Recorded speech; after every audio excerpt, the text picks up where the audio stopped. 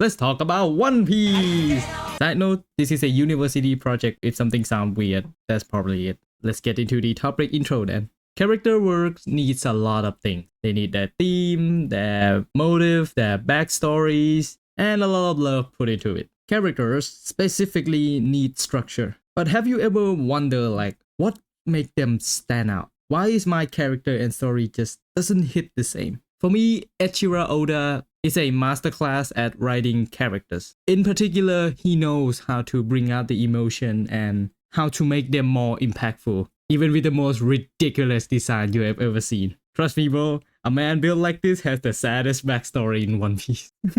Hello, I'm the guy who will be yapping for the rest of the video, and welcome to Impactful Character Stories featuring Trafalgar D. Waterlaw. To dive deeper into what makes a story impactful, one must find a source of reference. Writer in the past and now dives into themselves using their emotion and experience to churn out stories that is rooted in their experience. But for us, we're gonna look at One Piece because imitation is the highest form of flattery. Yeah, let's roll with that. Law is a character introduced in Sabaody Archipelago. Law has always been like the more mysterious guy. His power is strange, his motive is strange, and then 2 arcs later, he came to save Luffy in the Paramount War. There we learn that he sees Luffy as like someone who has potential. So he came to save him so he can repay him later. That's his philosophy. He believes in something like equal exchange. You help someone and then they have to help you. This kinds of moral philosophy he gets from a big bad in the stories. But the detail you have to remember is he deeply believes in something. Because once we get to the big bad Doflamingo,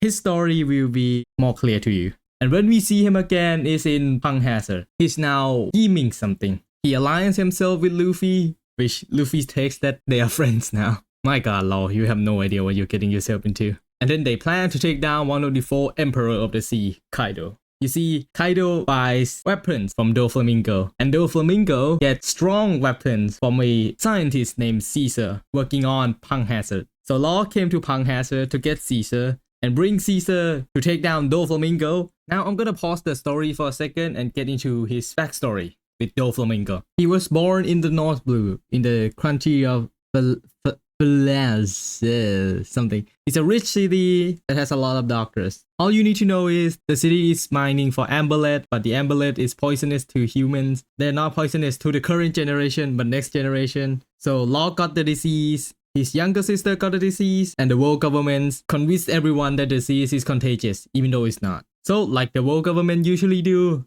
they bombed the shit out of the cities, leaving Law the only survivor, and left him with a lot of hatred. He left his sister in a closet at home to keep her safe, then his home burns down. And then his dad was killed while fighting the cure, and he has to hide in a pile of corpses to hide for the soldiers. Yeah, that will scar the kid. So he left his country with a little lot of hatred. He tried to kill as many people as he can. Then he was taken in by the Don Quixote family. Corazon saves him, tried to cure him, died trying, but did get him a devil fruit. Corazon died trying to save him, shed a tear for him, and Law was left alone again. But this time with a little less hatred in his heart. Corazon is the first person since his parents that love him unconditionally. So after all of that, he sees Corazon as his like a figure to look up to basically. So now he dedicated all his life to repay Corazon, thinking that killing Doflamingo is what Corazon wants from saving him. So yada yada, we meet Doflamingo, Law fails to kill him, and then Luffy punch him into the ground. The end.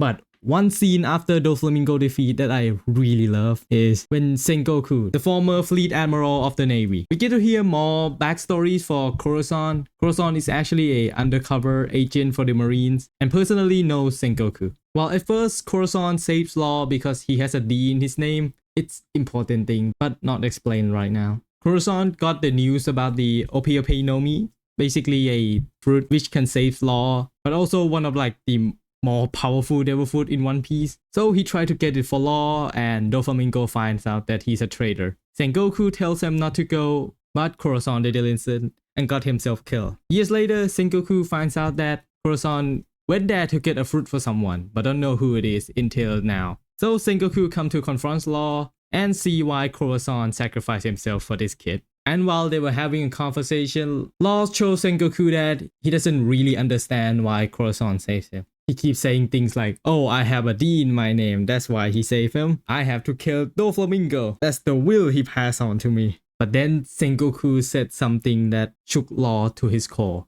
つまりそのためにお前を助けたわけじゃない。受けた愛に理由などつけるな。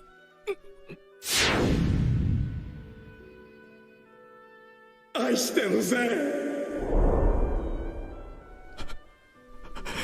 Don't try to find a reason for someone's love. Corazon didn't know the meaning of the D, just know that it's important. But after trying to save Law, after seeing Law suffering because people fear him for the disease, after every hospital that has been kicked him out because the propaganda from the world government, after seeing this little kid suffering so much just by existing, Corazon's goal is not just to save this kid with a D in his name, but to just save Law. And that's something just so sweet about it.